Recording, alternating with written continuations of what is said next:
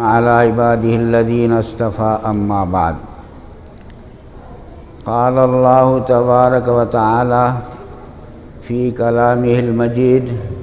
أعوذ بالله من الشيطان الرجيم بسم الله الرحمن الرحيم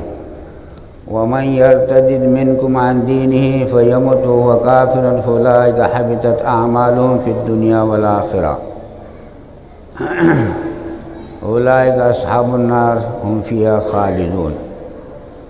وقال النبي صلى الله عليه وسلم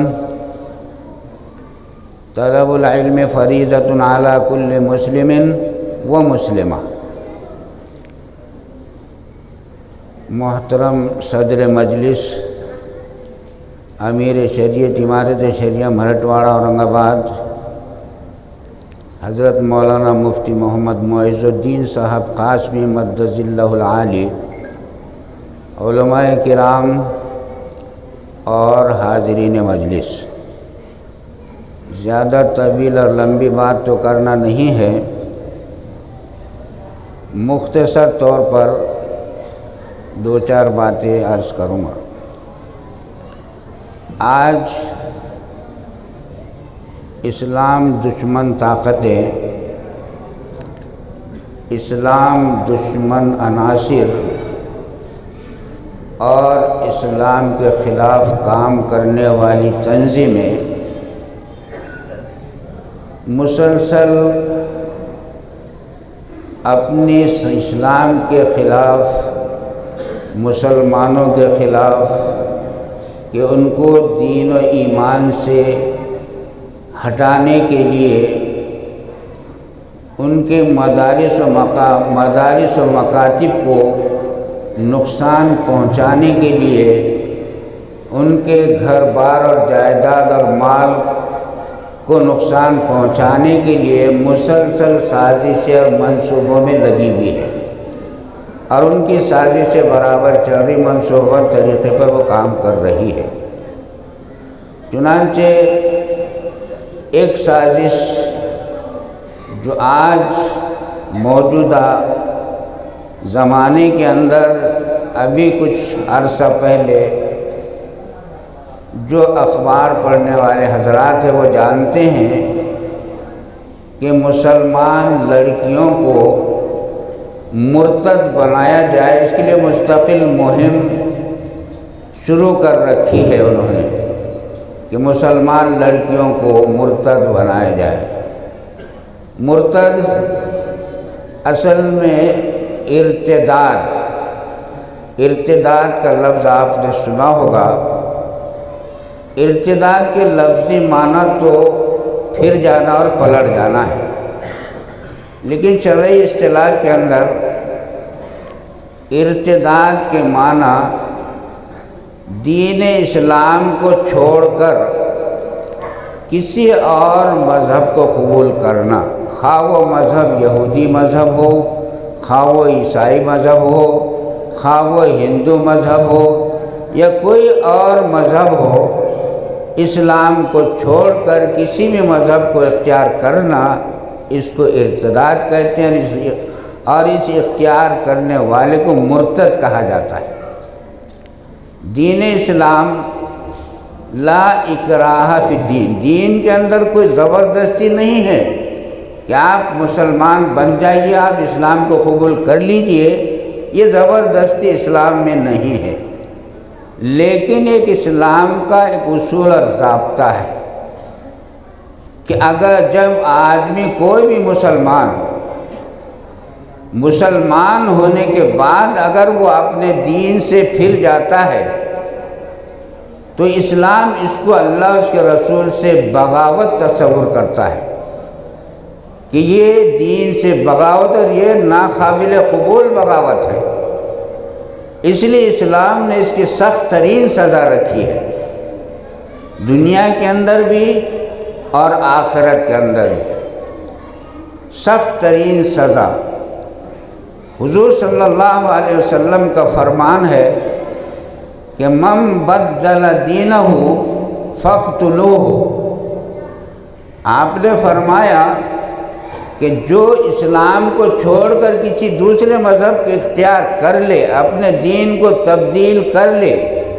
اس کو قتل کر دو، اس کو مار ڈالو اس کو۔ لیکن یہ قتل کرنا اور مارنا یہ اسلامی حکومت کا کام ہے،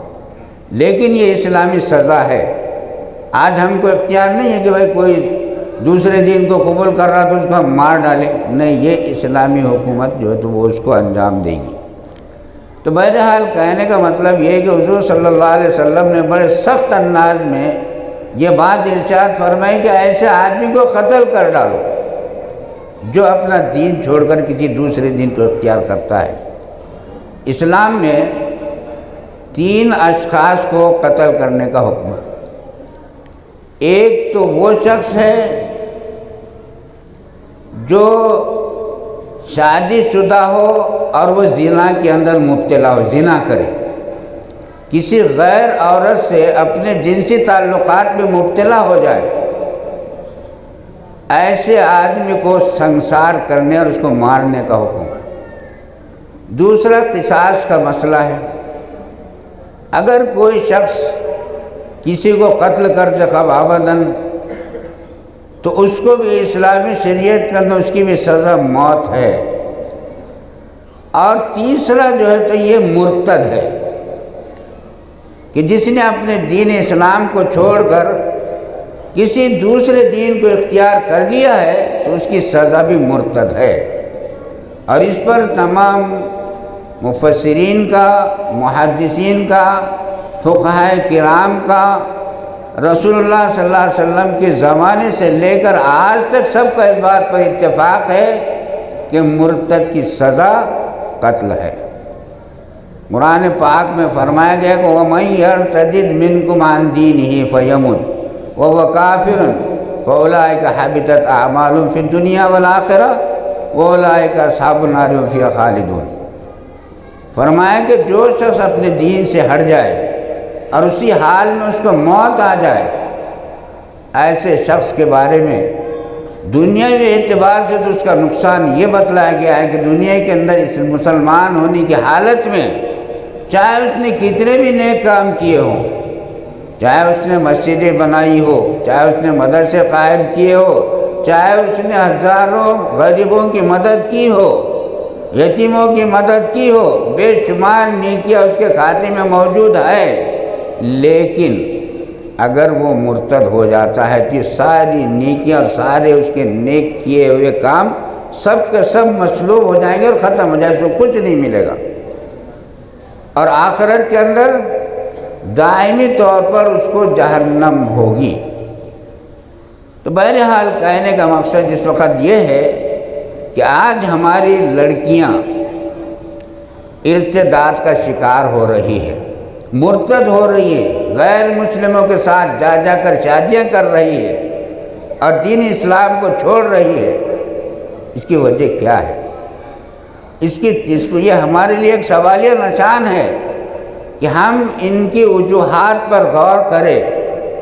اور اس کے تدارک کے لیے اور اس کے خاتمے کے لیے ہم جستجو کریں اور محنت کریں۔ ہمارے اوپر یہ ذمہ داری ہے،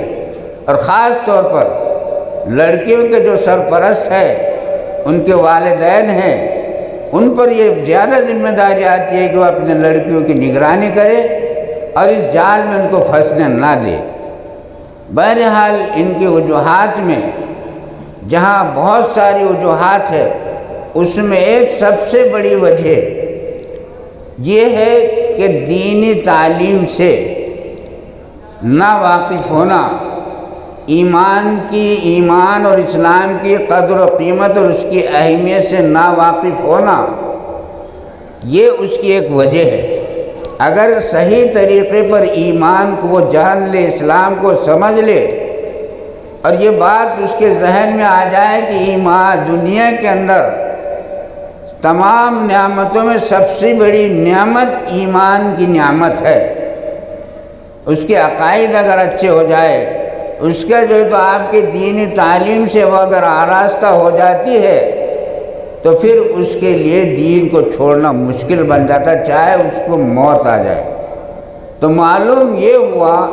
کہ دینی تعلیم سے ناواقف ہونا بھی ایک سبب ہے ارتداد کا۔ آج ہماری جو بچیاں جا رہی ہیں دوسری تعلیم بہت حاصل کر لیتی، لیکن ان کو ایمان کس کو کہتے ہیں، ایمان کے تقاضے کیا ہے، اسلام کیا چاہتا ہے، یہ چیزوں سے بالکل وہ ناآشنا اور اس کو کچھ معلوم نہیں ہے، لہذا وہ بغیر کسی خوف و خطر کے جو ہے تو اسلام کو چھوڑ دیتی ہے اور دوسرے دین کو اختیار کر لیتی ہے۔ اس لیے آج جو یہ محنت ہو رہی ہے اور خاص طور پر یہ جو جامعۃ الصالحات ہے، ایک اس علاقے میں اس کو جو قائم کیا گیا ہے، اس کی بہت شدید ضرورت تھی اس کی، اور میں جو ہے تو مولانا ہارون صاحب کو اور ان کے معاونین کو مبارکباد دوں گا کہ انہوں نے اس ضرورت، ایک شدید ترین ضرورت کی تکمیل کے لیے اس جامعہ کو قائم کیا ہے، اور طالبات کے پروگرام سے بھی یہ بات معلوم ہو رہی ہے کہ ان کی کوششیں، ان کی جد و جہد اور جو اخلاص کے ساتھ یہ کام کر رہے ہیں،